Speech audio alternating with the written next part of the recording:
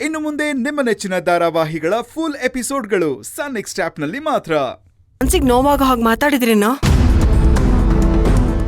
ಅದೇನೇ ಇದ್ರು ಹೇಳೋಣ. ಎಲ್ಲನೂ ಇಲ್ಲೇ ಹೇಳಕ್ಕಾಗಲ್ಲ, ದಯವಿಟ್ಟು ಅರ್ಥ ಮಾಡ್ಕೊಳ್ಳಿ. ಮನೆಗೆ ಹೋಗಿ ಮಾತಾಡೋಣ.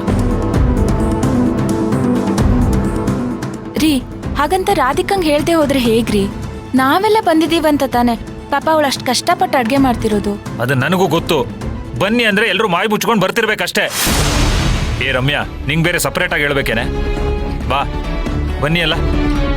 ಋತ್ವಿ ಬಾ. ನಡಿ. ಬನ್ನಿಮ್ಮ, ಬಾಮ.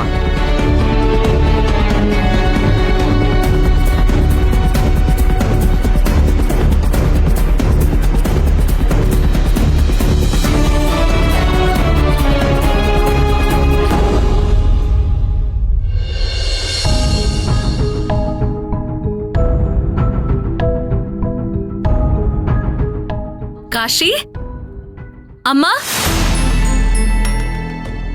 ಅದ್ಕೆ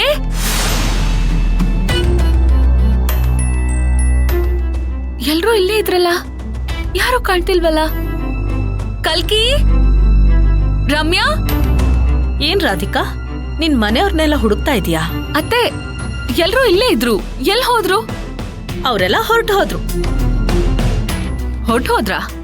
ಹೌದು. ಅವ್ರಾಗೆ ಹೋದ್ರಾ ಅಥವಾ ನೀವ್ ಅವ್ರನ್ನ ಹೋಗೋ ಹಾಗೆ ಮಾಡಿದ್ರಾ? ಹೌದು, ನಾನೇ ಹೋಗೋ ಹಾಗೆ ಮಾಡ್ದೆ. ಏನಿವಾಗ?